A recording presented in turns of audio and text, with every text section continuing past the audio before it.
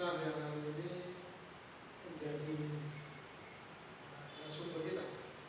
Pertama, tentu kita senang, bangga bahwa buku tentang Parmalin diterbitkan, dan tentu ini menjadi khazanah tambahan bagi riset-riset dan karya-karya yang telah ada. Dan ini mengambil sudut pandang khusus ekonomi psikologi. Mungkin yang lain ada studi teologinya, studi rasionalisasinya dan sebagainya. Ada riset-riset tentang itu. Ini paling nggak menambah khazanah. Dan memang salah satu yang kita sedihkan kekurangan ya publikasi, kita katakan riset-riset dari para intelektual kita itu sangat kurang. Jadi saya rasa memang sudah layak juga kita menggagas bagaimana bisa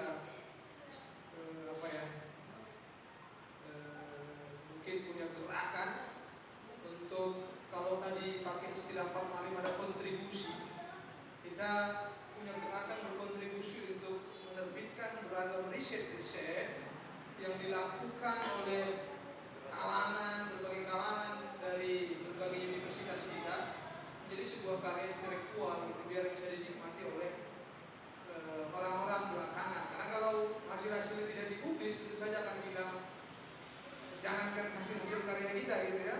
Mungkin dalam studi agama saja Hatani Debata ini pun bisa berubah, itu bisa hilang kan gitu. Firman Tuhan aja bisa berubah, bisa hilang, apalagi cuma karya-karya riset kita gitu, kalau tidak dipelihara, itu kan penting. Jadi saya rasa kita kawan-kawan yang punya keinginan bisa berkontribusi lah, seperti kita katakan. Saya rasa prinsip kontribusinya ada dalam sebuah agama, ya kan? Baik dalam agama mayor maupun minor, tapi saya kurang enak menggunakan kalimat mayor minor ini sebenarnya. Tapi itu peristilahan saja lah, bukan apa. Jadi mungkin itu salah satu yang penting lah untuk digagas kita bersama kalau bisa. Dan ini fenomena kita lah.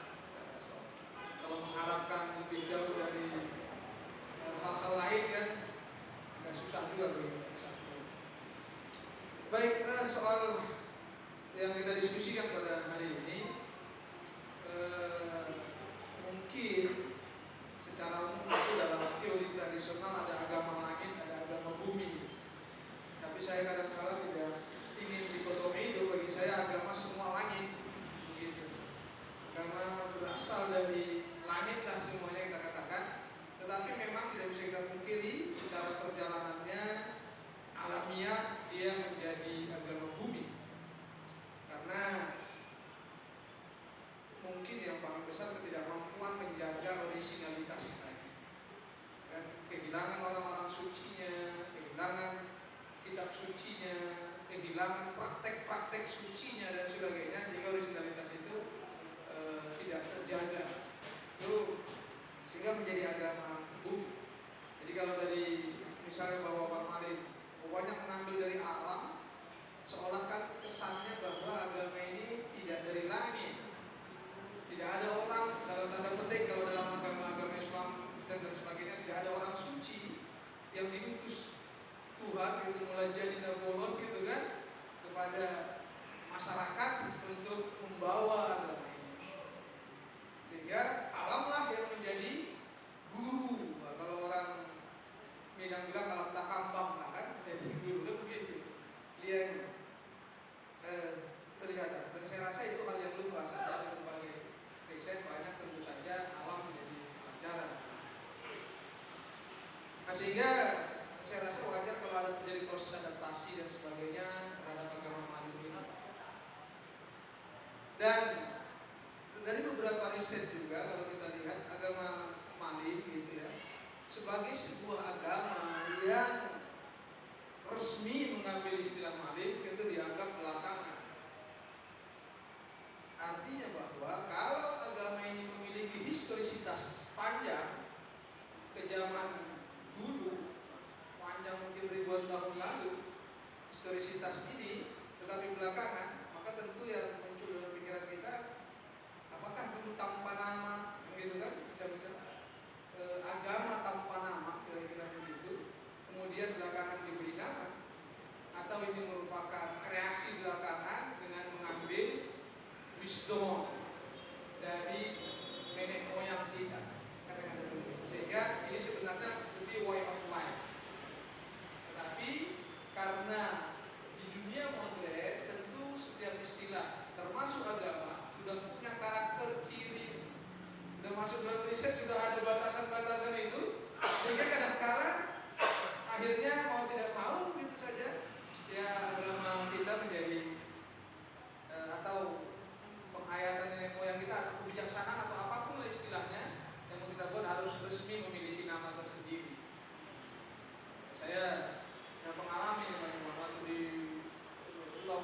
Garuda sana, nah, ada orang mau masuk Islam.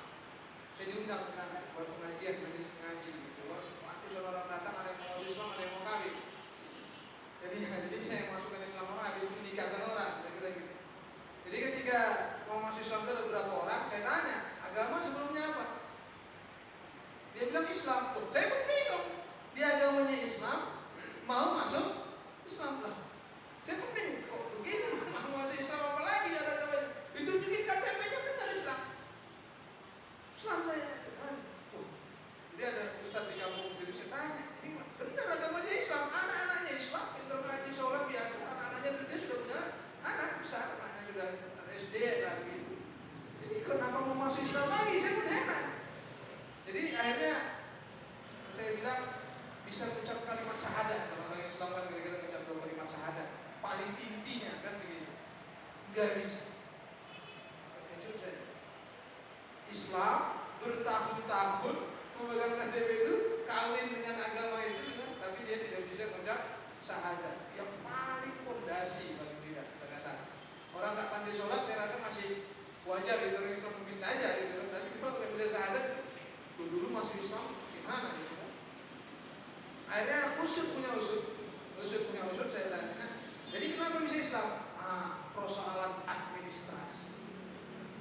Dulu kalau sudah 17 tahun harus punya KTP. Di KTP ada agama kolomnya. Itu yang kemarin sempat jadi perdebatan. Jadi ketika masuk ke Kepling, kepala desa, ini mengurus KTP nih. Apa agamamu? Ini kan ada kolomnya. Yang nggak ada, apa sudah agama nenek moyang ini yang kami laksanakan di sini. Tidak bisa. Harus ada udahlah, buat Islam aja lah agamamu di sini ya. Iyalah, katanya itu kan repot. Masyarakat tidak terlalu pusing dengan agama resmi bagi mereka. Mereka sudah hidup dengan alamnya. Sudah, akhirnya Islam sampai seterusnya kira-kira begitu. Akhirnya sejak keluar administrasi itu. Sehingga kemarin kalau saya bilang ini asli Islam KTP. Ada film Islam KTP ini aslinya. Itu gambaran saya rasa akibat adaptasi politik lah ya, politik, sosial, ekonomi dan sebagainya, sehingga agama harus mengambil bentuk atau wisdom dari nenek moyang kita harus mengambil bentuk. Ini proses adaptasi yang saya rasa, sehingga agama mana pun wajar kalau kemudian dalam riset dikatakan ini agama yang belakangan dibentuk, bahkan dianggap sinkretis dan sebagainya, ya. Ini hal yang wajar saja. Seperti itu.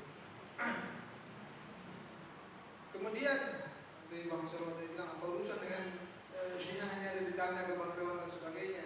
Mungkin dalam perspektif Bang Selwa ada hubungan. Mungkin saya bisa berikan gambaran mungkin. Kebetulan saya pernah riset panjang di Timur Tengah, termasuk di Irak, dan notabene mayoritas bermazhab Islam Syiah itu. Ya kan? Mungkin yang pertama, yang paling inti dalam mazhab Syiah itu kan keyakinan atas kepemimpinan 12 orang suci. Jadi kalau dalam bahasa Islam Syiah Imamiyah Isna Asyariyah.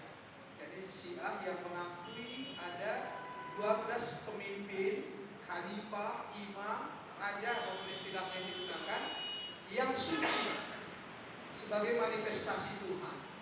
Agama Malik juga punya perspektif ini dengan 12 singa raja yang juga disucikan, ya kan? Dalam tanda petik ini ada nibata dalam bentuk daging, begitu kan nih, firman Tuhan dalam bentuk daging. Ini muncul kemungkinan Bang Selwa melihat dari perspektif itu. Sebenarnya di Bible juga ada 12 raja-raja kalau kita melihat Bible, ya kan? Sehingga ada pertemuan berbagai pandangan. Jadi mungkin Bang Selwa kalau tidak ada mungkin perspektif itu salah satu, ada 12 raja-raja suci, 12 imam suci yang manifestasi Tuhan tidak mungkin berbuat salah. Jadi memang imam suci itu tidak mungkin buat salah dari lahirnya sampai wafat. Salahnya tidak boleh. Mereka suci mutlak sebagaimananya Nabi Muhammad. Sebagaimana Nabi Muhammad, cuman bukan Nabi itu saja. Mereka sebagai imam pengganti kepemimpinan dari Nabi. Itu mungkin juga melihat dari, kita pernah diskusi sama Uli Kozok tentang bendera Singamangaraja kan, diskusi panjang beberapa hari. Prof. Uli Kozok itu kan menjelaskan bagaimana termasuk bendera-bendera yang muncul dari Singamangaraja. Salah satu pengaruhnya kan Prof. Uli Kozok juga, dan saya juga menegaskan dalam berbagai bentuknya, tentu itu perspektif saja. Simbol-simbol keislaman yang muncul, dan simbol keislaman itu simbol keislaman Syiah, itu gambarannya. Termasuk huruf. Kita ini punya huruf Arab Melayu. Sebelum ada Latin ini kan, Latin ini kan kita ambil belakangan. Nenek-nenek kita dulu nulis ya pakai istilah kita Arab Melayu, pegon kalau di Jawa, di Yogyakarta, kan, dalam manuskrip kuno.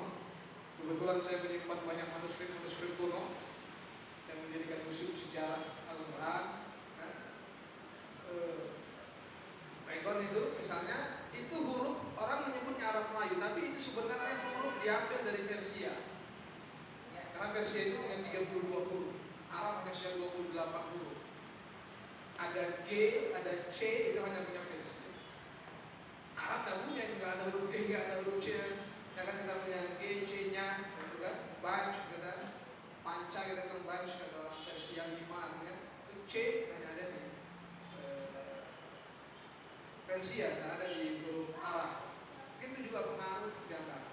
Kemudian juga mungkin kalau kita kepada riset